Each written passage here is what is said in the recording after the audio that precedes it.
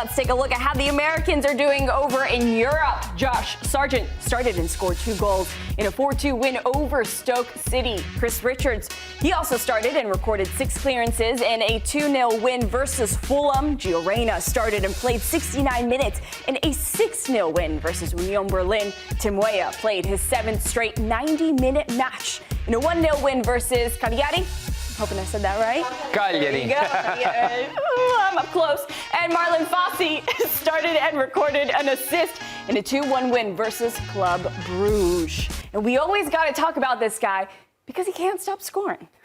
He's been unbelievable this season, so very consistent. The only issue is it looks like Norwich aren't going to quite go up. There's plenty of time left. Maybe they get in the playoff, have a special run. But, of course, we need to look towards this summer. What is going to happen with Josh Sargent this summer? What I was told last summer, Cincinnati pushed really hard to sign him. They agreed personal terms with him, but they could not agree a fee with Norwich because Norwich wanted something north around $25 million. He's proven that that wasn't an unfair ask with how great he's been this season, but it's going to start up again this summer.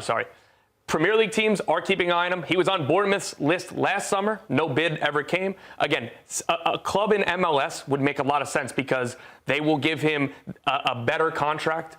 It's something that he would be interested in. Again, he agreed to terms. He was open and ready to go to Cincinnati if the clubs agreed to terms. St. Louis City, he's from St. Louis. That's a club that loves him. He loves the club. He loves that city.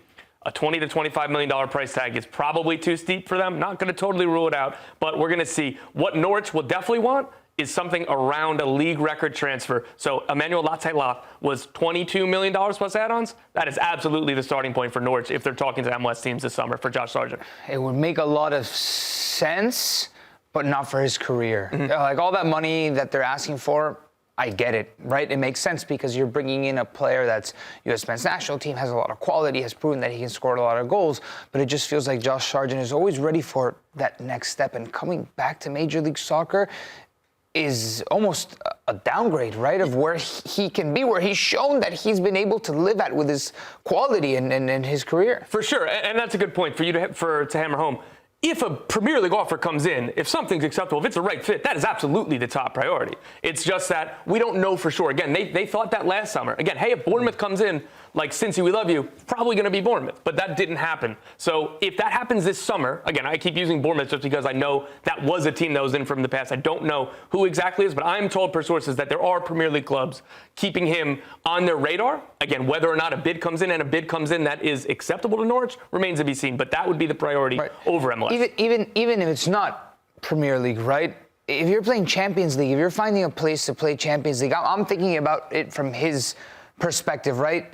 It feels like that's so much of an ask. Like, oh, it's either Premier League, and I can't get a Premier League bid, I'm out. I'm going back to MLS. Like, as much as you want to, it feels like Josh Sargent has still so much to give. What, just to, like, the difficulties. Like a World Cup is coming up. I understand everything that you're saying. It feels like the wrong move. If Premier League, I understand that it's yes, you need to be paid and compensated for what you believe that you bring to the table as a footballer. I absolutely understand that. But there's a give and take here. There's a World Cup coming up. The striker position for the U.S. isn't really defined. We don't know whose it is. Sure, it's Pepe's. It seems like in this very early portion of the Pochettino era, we've been channeling Pepe, but there's a Nations League coming up, and if this guy scores a hat trick against who knows who, and it could be his. And there's a World Cup coming up, so it feels like it would be illogical from a career progression move to say Premier League or MLS. And if I don't get that Prem, I'm going back to MLS. It's been up in the air. I mean, so at Borussia Dortmund, he started in their game over the weekend. He hasn't been getting very many minutes this weekend, but he got to start. What's new? I mean, that's not really the headline here. Do you feel like he's been doing enough to be a starter under Mauricio Pochettino? No one is a starter under Mauricio Pochettino because of who you are. It's of the form that you're in, it's what you can bring to the table. And we often ask ourselves the question every time there's a camp, right? Is this going to be the catapult for Gio Reyna to go back in form, to fall back in favor at Dortmund? He can show his quality to the USMNT national team to get back to where we believe he could be at Dortmund. The answer this time is no.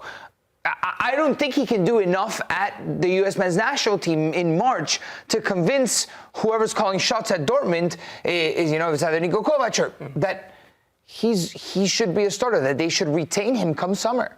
Yeah, so that's the most important. It's about playing time, and it comes down to his health as well, right? Like, so I don't blame Dortmund for putting him on the periphery because they haven't been able to rely on him. We'll see what's going to happen moving forward. What is most important is his health and being somewhere we can play a lot.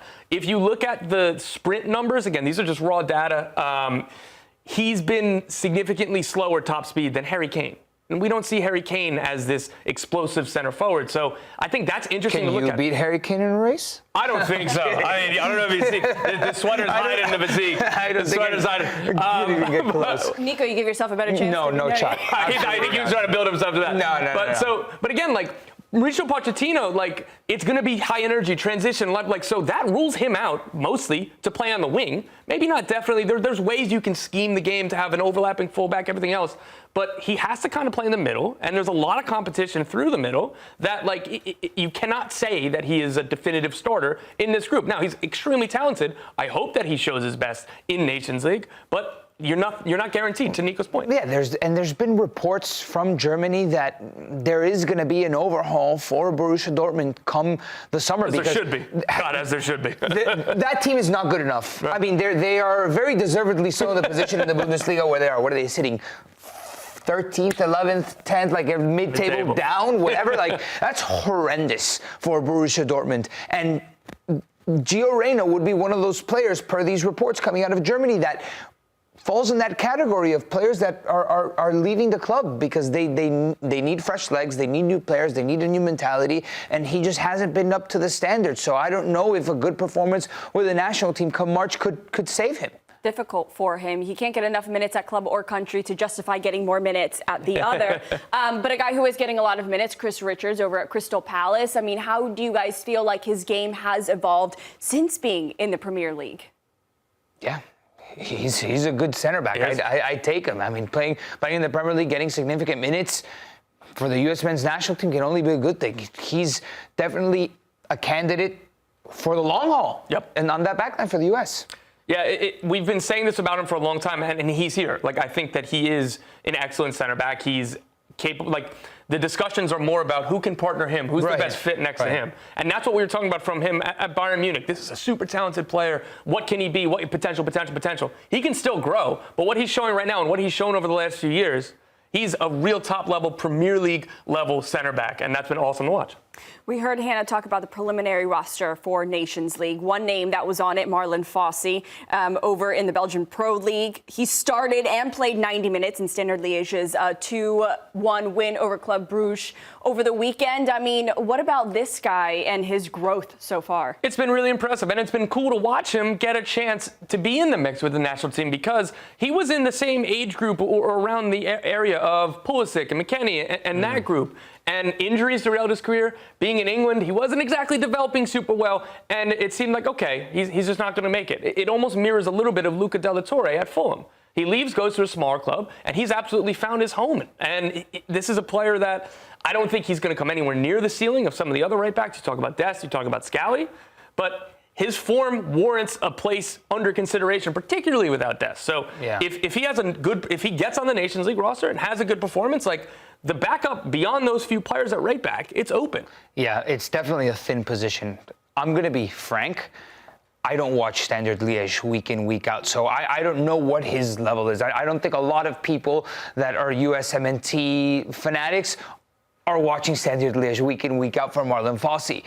But there is a truth. You'd be surprised. You'd be surprised. Yeah, but I didn't even know where to go to watch Standard Liège, to be honest. Like, I don't know how we can rate him, but where we can rate him is his U.S. men's national team performances, right?